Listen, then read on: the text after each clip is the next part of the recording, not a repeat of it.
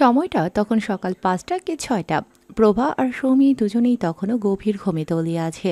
ঘুমের মাঝেই ক্রমাগত কারো একটা কলিং বেল বাজানোর আওয়াজে দুজনেই ধরফড়িয়ে ঘুম থেকে উঠে পড়ল। দুজনের মনে একই প্রশ্ন উকি দিল যে এত সকালে কে এলো।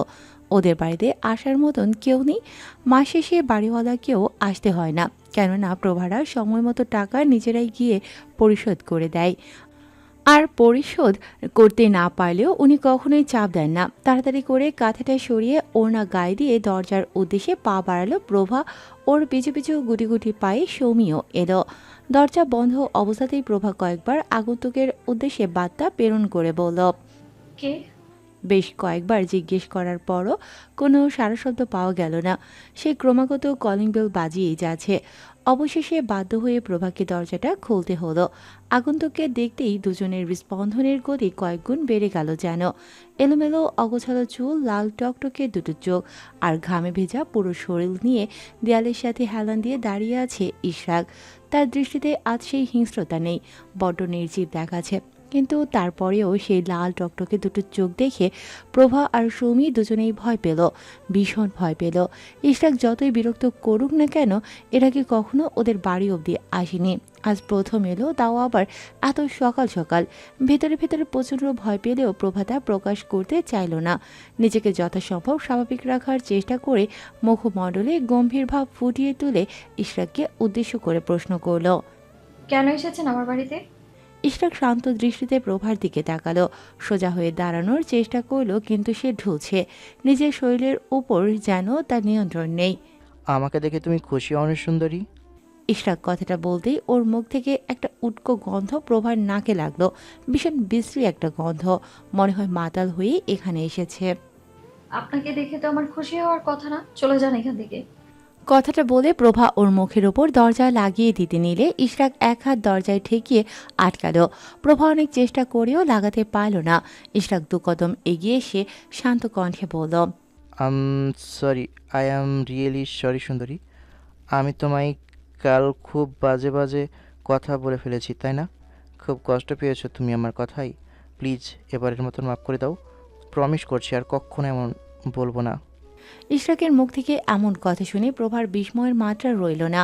এত সকাল সকাল কি এখানে নাটক করতে এসেছে, নাকি সত্যি সত্যি কথাগুলো বলছে তা প্রভার ভাবনার বাইরে, নাকি মাতাল জন্যই এমন আজে বাজে কথা বলছে। না, প্রভা কিছু ভাবতে পারছে না। ওর শুধু এখন ভয় করছে। ইশরাকের শান্ত রূপটা প্রভার কাছে ভীষণ ভয়ঙ্কর লাগে। প্রভাকে চুপ থাকতে দেখে ইশরাক পুনরায় অপরাধী কণ্ঠে বলল, বললাম তো সরি সুন্দরী, এবার অন্তত ক্ষমা করে দাও। আমি না তোমায় চিনতে ভুল করেছিলাম, অনেক আজে বাজে কথা বলে ফেলেছি, তোমার চরিত্র নিয়ে অনেক প্রশ্ন তুলেছি। আমি জানি আমার এসব করা একদম ঠিক হয়নি, কিন্তু কি করব বলো? তোমায় তো আমি ভালোবাসি, ভীষণ ভালোবাসি। অন্য কারোর সাথে তোমায় আমি সহ্য করতে পারি না। প্লিজ চলে যান এখান থেকে, কেউ দেখলে খারাপ ভাববে। কে কী ভাবলো তাতে আবার কিছু যায় আসে না। আমি একটা জিনিসই জানি, আমার সুন্দরী আমার উপর রাগ করেছে, আর আমাকে ওর রাগ ভাঙাতে হবে। ও সুন্দরী, প্লিজ প্লিজ এবারের মতন আমায় ক্ষমা করে দাও। দেখো সুন্দরী, তোমার কাছে ক্ষমা চাইবো এই জন্য সাত সকালে এখানে ছুটে এসেছি। আই লাভ ইউ সুন্দরী, প্লিজ এবারের মতন ক্ষমা করে দাও। আচ্ছা ঠিক আছে, দিয়েছি ক্ষমা করে, এবার যান। না, আমি জানি তুমি আমায় এখনও ক্ষমা করতে পারোনি। প্রভা এবারে ভীষণ বিরক্ত হলো। এ ছেলের উদ্দেশ্য কিছুই বুঝতে পারছি না, কখন যে এর মাথায় কি চলে কে জানে। ঈশা খান তো কারো কাছে ক্ষমা চাওয়ার মানুষ না। আর যে কথাগুলো আমাকে বলেছিল সেগুলো সবই ওর চরিত্রের সাথে মানানসই। ওর মতো মানুষকে দিয়ে অমন নোংরা কথাই আশা করা যায়? তাহলে আজ ক্ষমা চাওয়ার কারণটা কি? প্রভাকে ভাবনার মাঝে নিমগ্ন থাকতে দেখে ইশরাক দুহাত জোর করে প্রভার সামনে দাঁড়িয়ে ফের অপরাধী গলায় বলল, দেখো সুন্দরী, তোমায় আমি কষ্ট দিতে চাই না, বিশ্বাস করো। তোমায় কষ্ট পেতে দেখলে আমার না একদম বুকে ব্যথা করে। আসলে তুমি তো বোঝো না যে তোমাকে দিন শেষে আমার বউ হতে হবে। বাট আই প্রমিস, আজ থেকে আর তোমার সাথে এমন কিছু করব না আমি। তোমায় যার সাথে ইচ্ছে তুমি মিশতে পারো, ওই নির্ভীক, তিশান, উৎসব, ওদের সাথেও মিশতে পারো, আমি কিচ্ছু বলবো না। প্রভা ভ্রুকুসকে সন্দেহী কণ্ঠে বলল, আপনার উদ্দেশ্যটা কি বলুন তো? আমি কোনো মিথ্যে শুনতে চাই না, সত্যিটা বলুন আমায়। নিজেকে আমার সামনে ভালো প্রমাণ করার চেষ্টা করে কোনো লাভ নেই। কেননা আপনি যে মানুষটা ঠিক কেমন সেটা আমি এতদিনে খুব ভালো করেই বুঝে গেছি। আপনিও কখনো আপনার আসল রূপটা আমার থেকে আড়াল করার চেষ্টা করেননি। তাহলে আজ ভালো মানুষের মুখোশটা পরে কেন এসেছেন আমার সামনে, হ্যাঁ? প্রভার এমন প্রশ্ন শুনে ইশরাকের মুখে হাসি ফুটে উঠল।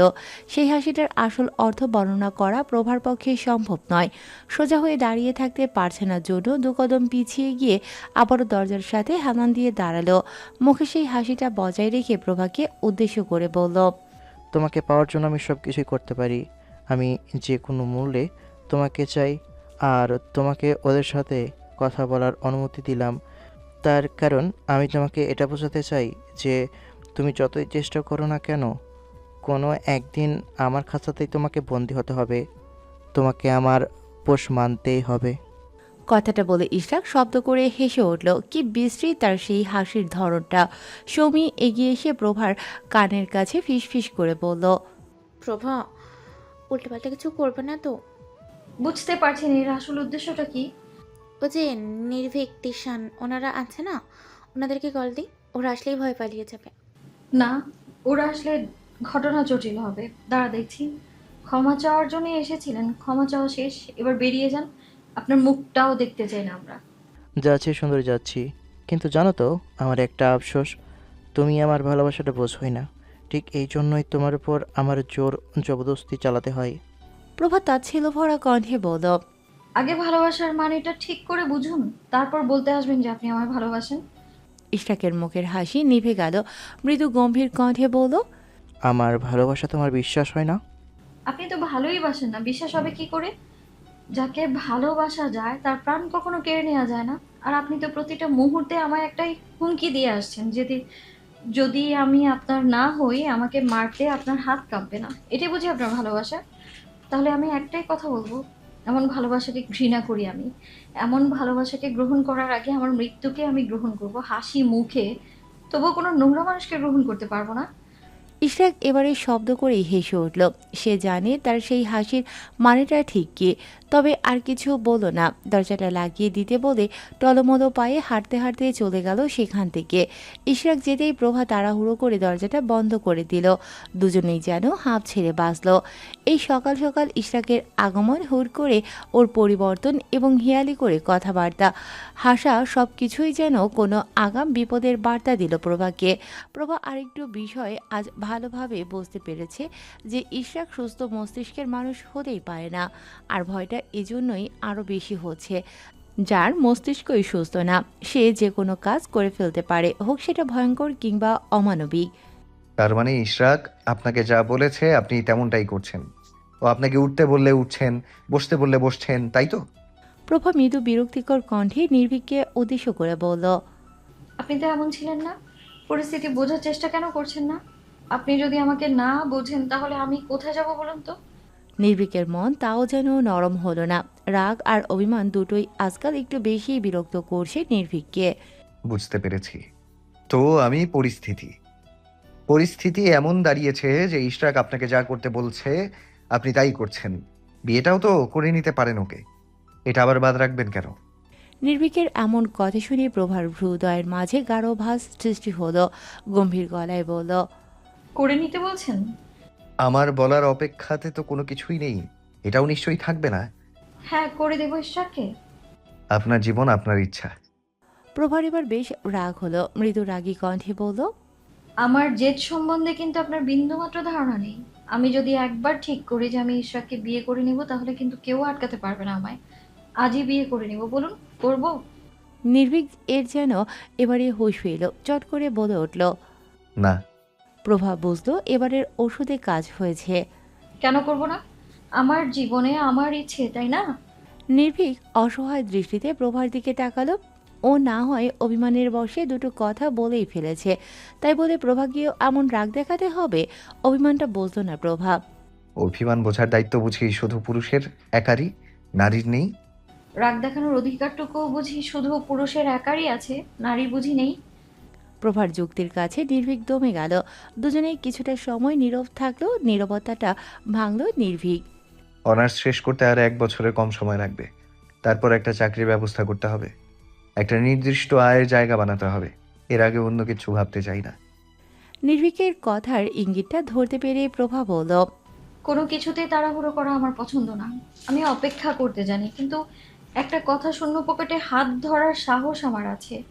আমি আমার ব্যবসা শুরুর কথা বলেছি, অন্য কিছু না। আগে একটা চাকরি করে টাকা জমাতে হবে, তারপর আমার ব্যবসার কথা ভাববো। নির্ভীক যে ব্যাপারটাকে কাটিয়ে নিতে চাইলো সেটা প্রভা ঠিকই বুঝলো। হয়তো কথাটা বলার পর নির্ভীকের উপলব্ধি হয়েছে যে ভুল সময় ভুল কথা বলে ফেলেছে, সেজন্য ফিরিয়ে নিতে চাইছে। কিন্তু মুখ দিয়ে একবার কথা বেরিয়ে গেলে সেটা তো আর ফেরত নেওয়া যায় না। নির্ভীক চেষ্টা করলেও প্রভা চেষ্টা করলো না, সরল স্বীকারোক্তি দিয়ে বলল। নির্ভীক আর কিছু বলার সুযোগ পেল না, তার আগেই ওর ফোনটা বেজে উঠল। পকেট থেকে বের করে হাতে নিতেই দেখল অপরিচিত একটা নম্বর থেকে কল এসেছে।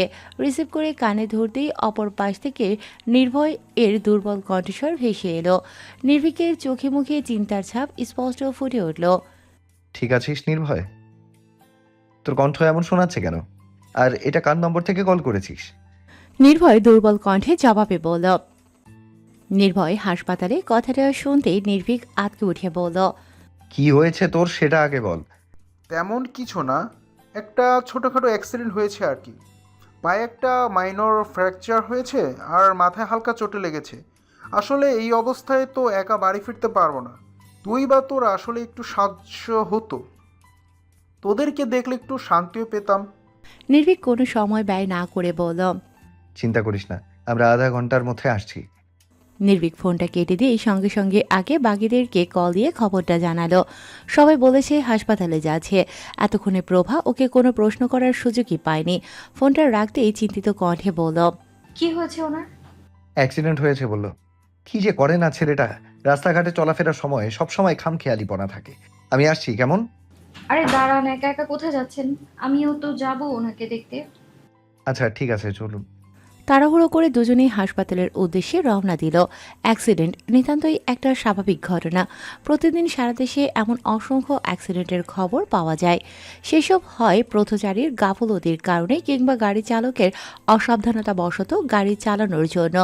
এটা এদেশে একটা সাধারণ ঘটনা। নির্ভীকরাও বেশ স্বাভাবিকভাবেই নিল পুরো ঘটনাটাকে। কিন্তু আদৌ কি ঘটনাটা স্বাভাবিক, নাকি এ কেবল ঝড়ের পূর্বাভাস ছিল? আমার কেন যেন মনে হচ্ছে কেউ ইচ্ছে করে ওনাকে মারতে চেয়েছিল। প্রেরণার এমন কথা শুনে সবাই চমকে উঠল।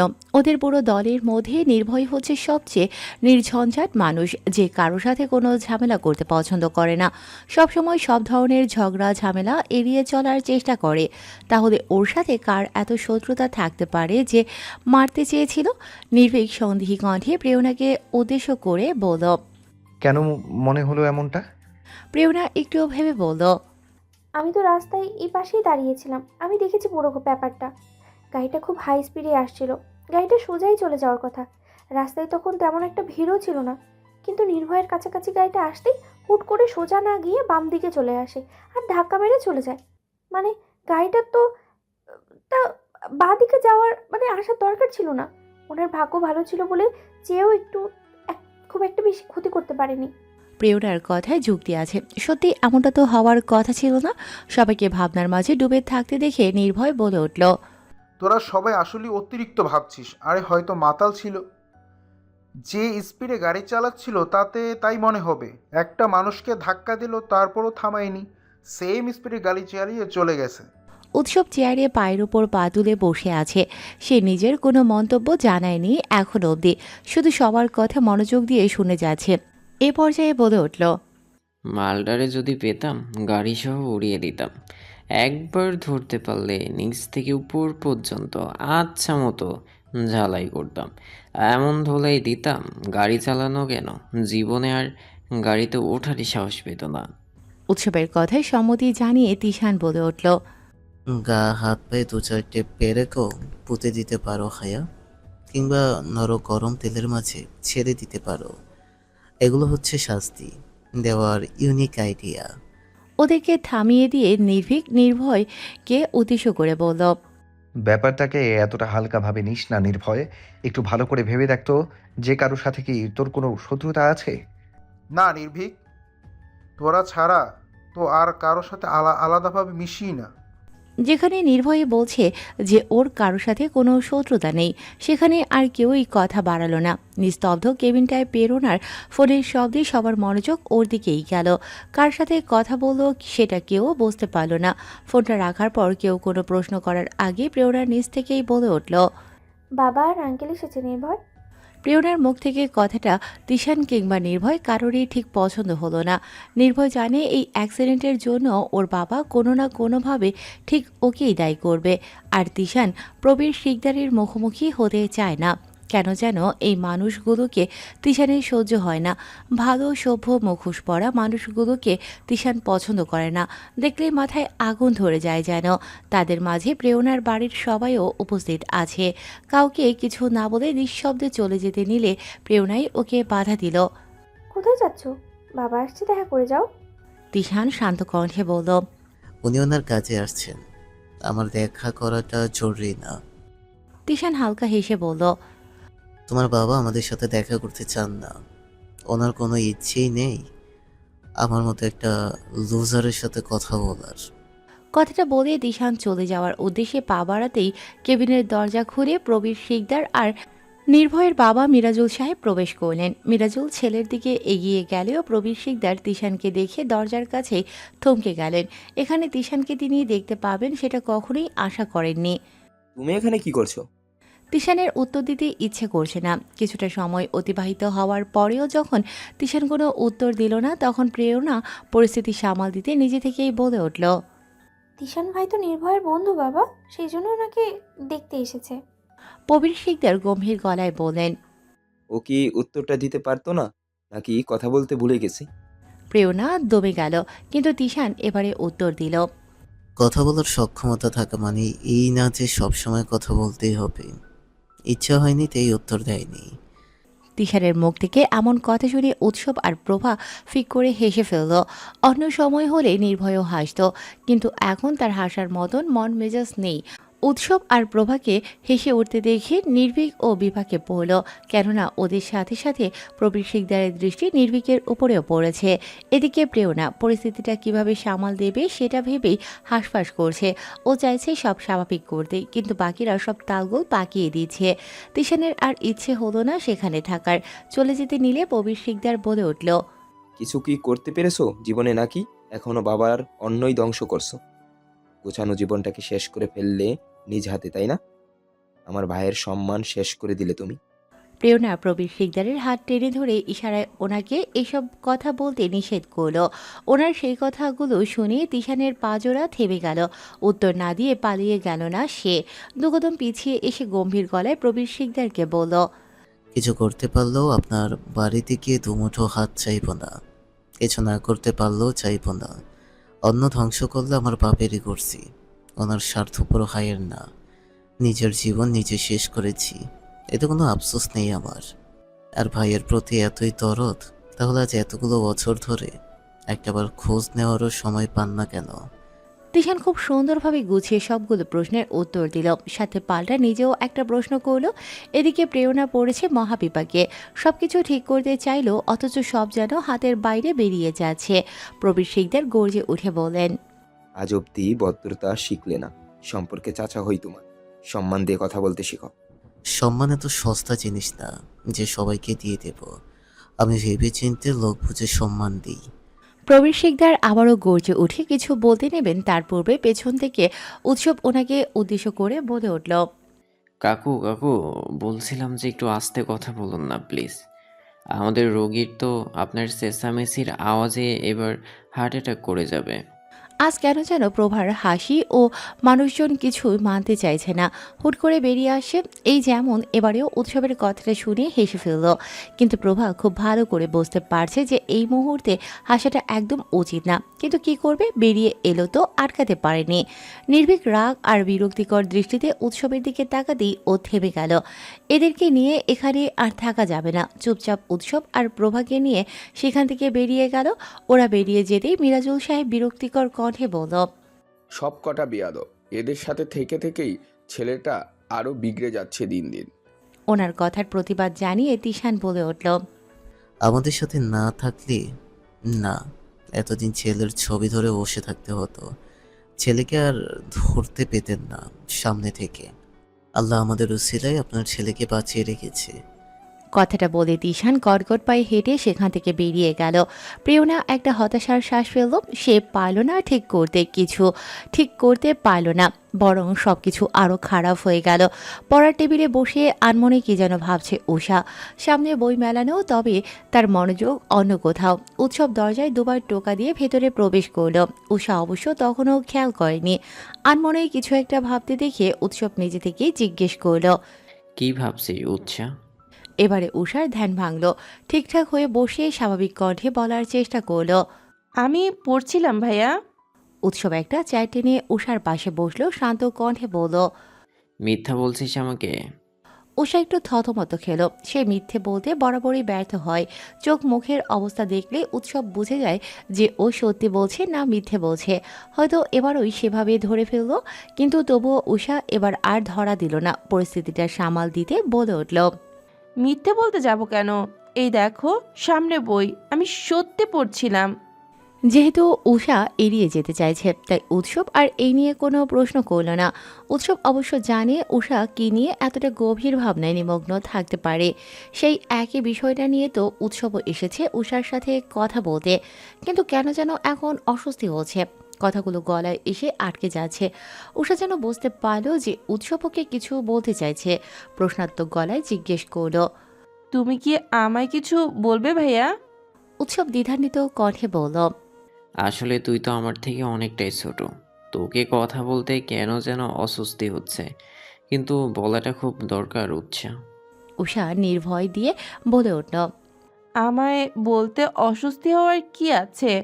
যা ইচ্ছা বলো, আমি কিছু মনে করব না। উৎসবের অস্বস্তিটা যে অন্য জায়গায় হচ্ছে। নিজের আদরের ছোট বোনটাকে, ওর ভালোবাসার মানুষটাকে ভুলে যাওয়ার কথা বলতে এসেছে। কেন যেন অপরাধী মনে হচ্ছে নিজেকে। মনে হচ্ছে বন্ধুর কথা ভাবতে গিয়ে বোনটাকে কষ্ট দিয়ে ফেলছে, বড্ড কষ্ট দিয়ে ফেলছে। হয়তো স্বার্থপরের মতো আচরণ করছে উৎসব, কিন্তু এছাড়া তো ওর কাছে আর কোনো উপায় নেই। উৎসব যা করছে উষার ভালোর জন্যই করছে। নির্ভীককে ভুলে যেতে পারবি না? উৎসবের মুখ থেকে এমন প্রশ্ন শুনে চমকে উঠল উষা, জড়ানো কণ্ঠে বলল। হঠাৎ এই প্রশ্ন করলে কেন? উনি বলেছেন? না, আমি তোকে বলছি, পারবি না ওকে ভুলে যেতে? যদি আমি বলি পারবো না, তাহলে কি এর কোনো সমাধান তোমার কাছে আছে ভাইয়া? উৎসব নিরুত্তর রইল। ওর কাছে সমাধান নেই, কিন্তু উষাকে যে ভুলতেই হবে। জানতাম তোমার কাছে কোনো উত্তর নেই। বেশ, তোমার কথা মেনে নিলাম, কিন্তু আমি জানি না কি করে ওনাকে ভুলে যাব। তুমি আমায় কোনো রাস্তা বলে দাও।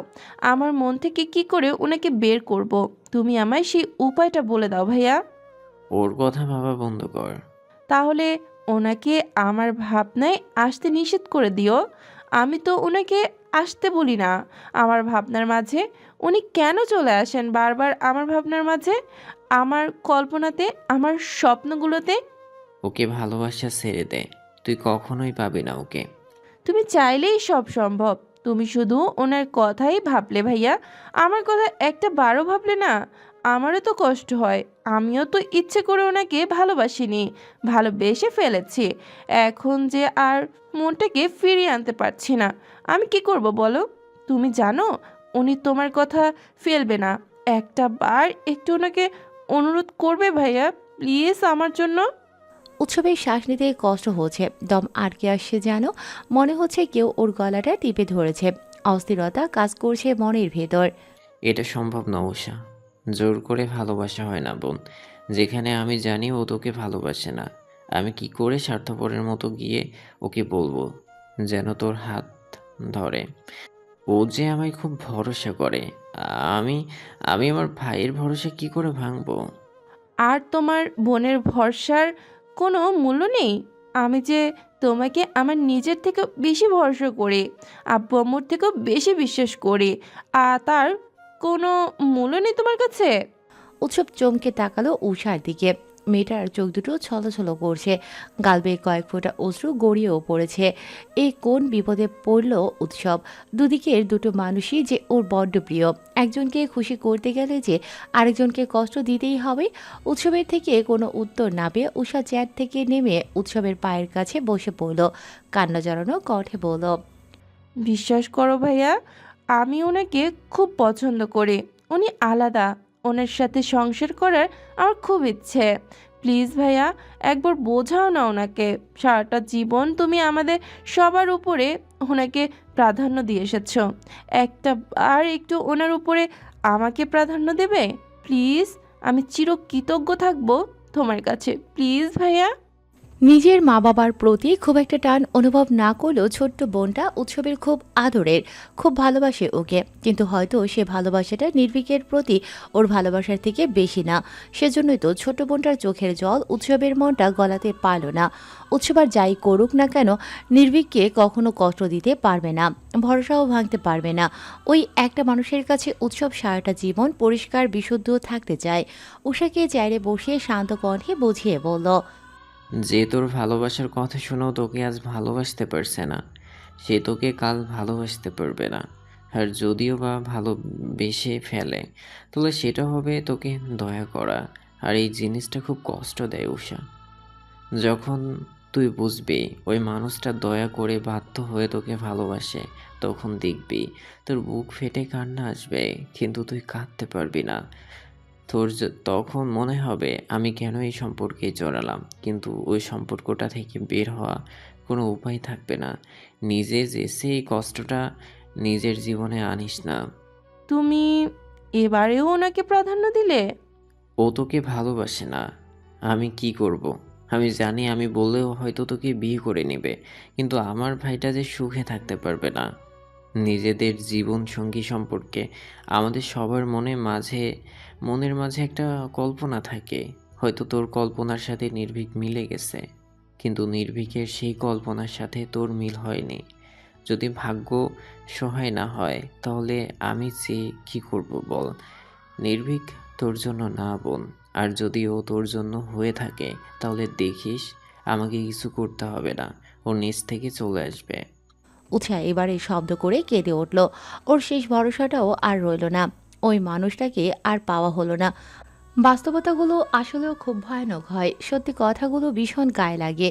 এই যেমন আজ সত্যিটা উষার কাছে একদম পরিষ্কার, কিন্তু তাও সে সেটা মানতে পারছে না। ভীষণ কষ্ট হচ্ছে। ও চাইছে সত্যিটাকে বদলাতে আর মিথ্যেটাকে আঁকড়ে ধরে বাঁচতে। উৎসব আর পারল না উষার কান্না সহ্য করতে, কিন্তু ও নির্ভীকের কষ্ট সহ্য করতে পারবে না। চলে গেল সেখান থেকে। উৎসব বেরিয়ে যাওয়ার আগে একটা ছায়া দরজার কাছ থেকে সরে গেল। রুবাইদা আর সেখানে না দাঁড়িয়ে নিজের ঘরে চলে গেলেন। দেরি না করে সঙ্গে সঙ্গে কাউকে একটা কল করলেন।